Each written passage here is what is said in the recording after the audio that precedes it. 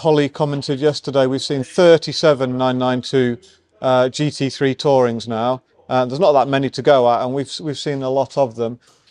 I would confidently say that 90% of those cars we've had to tailor for road use. You know, the clue is in the name with the 992 GT3 Touring. It should be a touring car for doing road work. Out of the box, again, similar setup on the 992. You've got a three-piece adjustable roll bar. From the factory, it comes in its middle setting. Same as a winged GT3, there's no difference there. So to get a bit more compliance into the car, make it a bit more supple, we soften them off, give them some more road manners, and just make the car a little bit more GTS, if you like. Yeah. Which tends to be, as you say, as most of us want these days. We just don't like to admit it.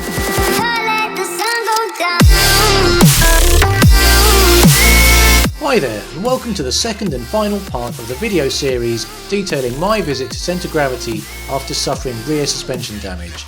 In this video, Pete discusses the purpose of the anti-roll bars on my Porsche Cayman 981 GT4 and how their setup can affect road manners, particularly on bumpy UK roads. We'll also cover raising the car a few extra mil for extra damper travel. Enjoying life and cars to the max.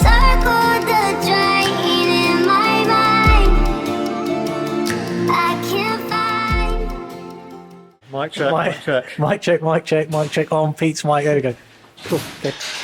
Okay, so Pete, can you talk us through how we can actually measure the ride height? So the workshop manual, this is an extract from the workshop manual, gives us the information as to what height the car should be at from the factory. Now there are a few prerequisites for this which aren't included on here, which is a full tank of fuel, no driver weight, no passenger weight, and otherwise full fluid, so nothing else in the car, but full of oil, screen wash, and fuel ballast.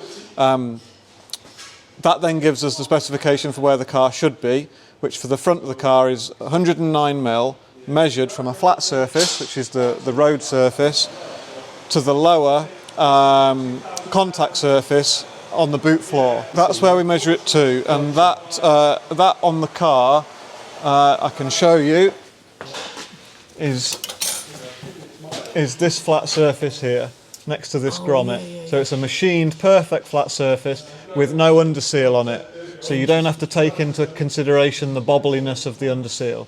So we measure to this flat surface here when the car's on the floor from the finished road surface. So the spec for the car is 109mm, plus 2mm and minus nothing. And when you arrived this morning, you were at 108, which is normal for a 30,000 mile settled Cayman that's done some work. We see these range for unmodified cars, anything from sort of 102, 103 up to factory height is normal. You were 108. And then the rear of the car, the specification is 130mm plus or minus 2. And the rear of your car this morning was at 133. So in terms of comparing it to factory stock, you were pretty close. The front was 1mm lower and the rear was 1mm higher than the tolerance allows. And what we've done is we've made some changes to the ride height adjusters, 2 turns up all round. I've just come back, remeasured the car. I've decided to put one more turn on the front because we didn't quite get what we wanted. And I'm looking for sort of 112s and 136s, 137s at the back.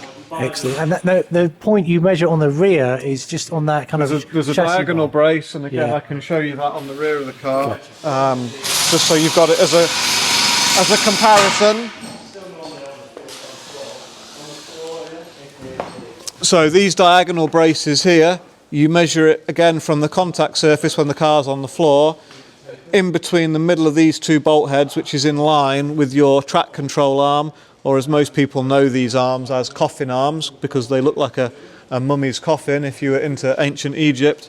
And we measure to this flat surface here. I associate with the GT4 car. I love the car. But actually, I'm okay if it handles a bit like a GTS, so I've got no problem saying that I'm dialing out some of the GT4 characteristics.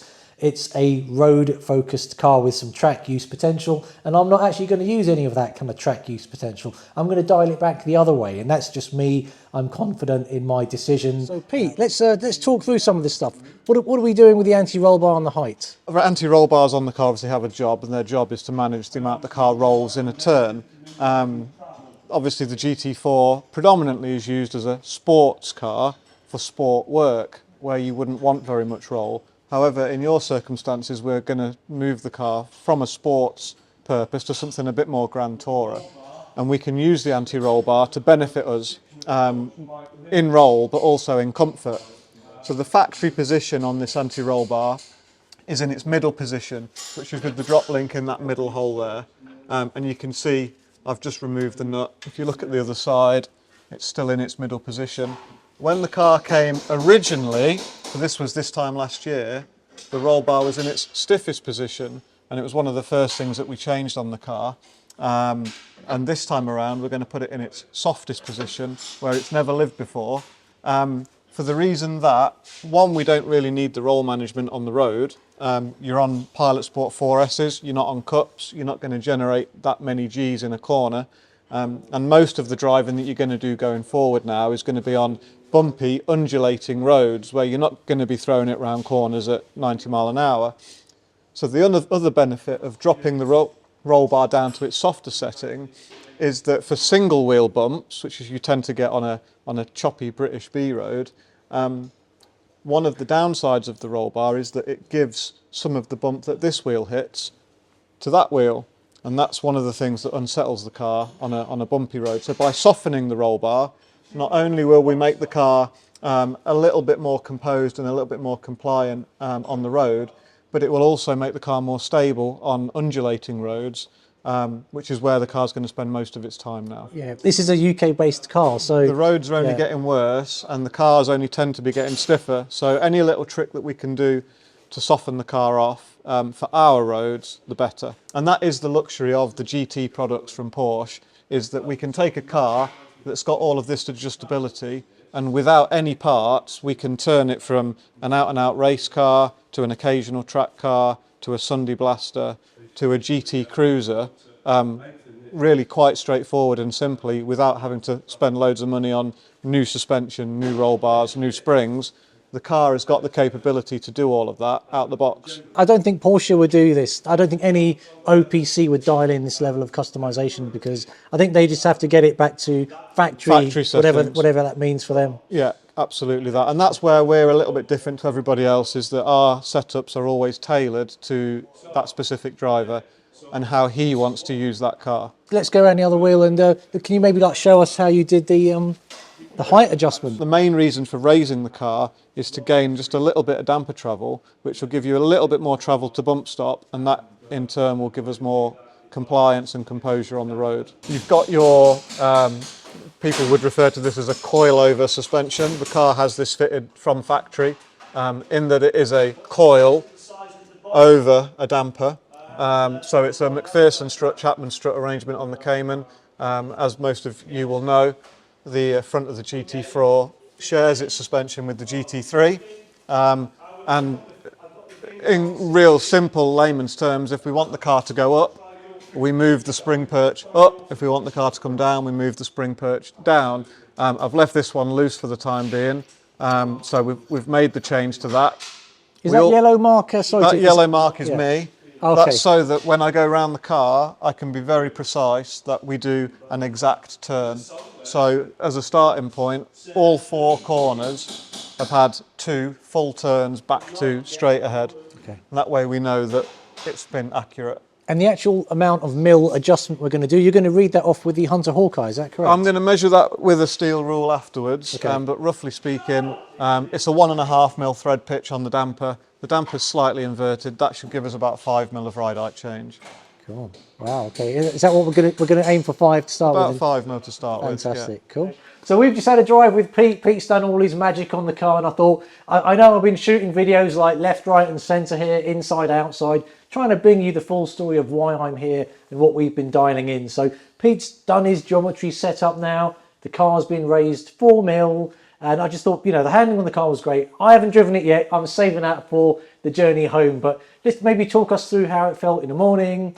I know you did raise the car 4mm, and anti-roll bars front and rear are in a soft position. They are now. You mentioned some good stuff on the road while we were driving, and it did seem the car was, I always say the car was composed. It was composed last time, Yep. but my definition of composure this time is for shitty UK roads, which are all, there's a lot of stuff going on. It felt really composed for busy roads. So tell me kind of how you felt in your own words and what you've done on the car. So the main changes are we've raised the whole car 4mm. So not just one axle or the other, the whole car has gone up 4mm. Now 4mm doesn't sound like a lot, but in damper travel terms, that is quite a lot. Given that the percentage of damper that you've got available, I'd rather have that 4mm in bump than in rebound. I don't want to get too technical on that because that's going to go over most people's heads, but 4mm in my world is a lot.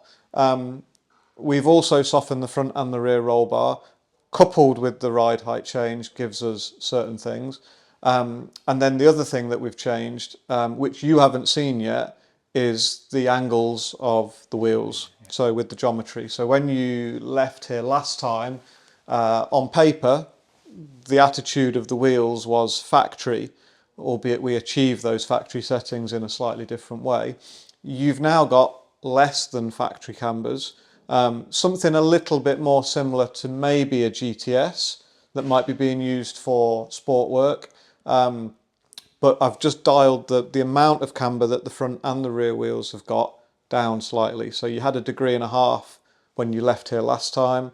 You had roughly 1.5 degrees when you arrived here today. Okay, they were a little bit squiffy, but in essence you were kind of factory cambers. You've now got just less than 1.25 degrees all the way around the car. And the reason for doing that, and the reason for doing everything that we've done today, is that little bit of a change in ride height and the softer roll bars and the lack of negative camber now means that when you're going down our typical British bumpy B roads, the car will flow more up and down, where before, as you said, it was busy. The car would always want to hunt side to side. Yeah. And the amount of negative camber contributes to that, because when the wheels are hitting single wheel bumps, if your wheels are really inclined in, kind of GT3 Nürburgring setup, then when it hits a bump, the car will laterally move side to side. And you're not now going to be generating those kind of cornering speeds that you were before. So we've presented the wheel more upright for the GT kind of work, so that when those wheels do hit a bump, the car is more inclined to go up and down. And that also factors into the ride comfort, with carbon seats especially, because if the car is moving side to side and your body's getting jiggled in those carbon seats, you get the perception that it's uncomfortable. So by getting the car to be more up and down and less lateral in your bum, you will perceive that the ride is more compliant. I mean, just listening to you just makes me really understand. If you're watching this in the US, you're probably going, oh, the guy's crazy. I've actually geared up my car for UK roads, because when we had this conversation last time, it was for A and B kind of fast driving, but Yep. I didn't ask you to factor into the state of our UK road surfaces. So it was dialed in on the basis that were like nice, smooth European road surfaces. Yep. Which we don't have. Which we don't have. So I just figured out, look, I could moan as much as I want about the roads around here, or just accept it, get it dialed in. Yep. And it's not really going to cause me any issues when I do Euro road trips, because I'm not going to be smashing it around on those surfaces either. So we did some driving today. You kind of got a little bit spirited. And on the flip side of that, it's not going to spoil it when you do the Euro road trips. But on the flip side of that, it is still a GT product car. It's not as if we've turned it into a Cayenne, if that makes sense. So it's not a wallowy, rolly mess. It's still very much a GT4. It's just that we've just taken a bit of the heat off, if you like, just to calm it down for our poor roads. Yeah, great. I mean, it's a shame that I've had to do it. Obviously, I'd love to have perfect road surfaces, but it's dialed in. I live in the UK and I'm going to do a lot of miles in the UK, so can't wait to drive it and see what it's like. So, well, report back. Yeah. So the main thing, would you say it's the camber we've dialed out now? So from a geometry point of view, you're wearing just over 1/4 degree less camber than you had before. So that's more tyre in contact with the floor at any one time. The tyre wear on the tyres. So the tyres tell me a story. So I haven't just decided, well, I'll give you 1.25 degrees because that's what I fancied doing when I was under the car. Your tyres have a life, and we read them like tea leaves. So the tyres tell me how much of the tyre you've used with the 1.5 degrees that you had before, and the sidewalls of the tyres and the last little bit of tread on the outside of the tyre tells me that you never used 1.5 degrees.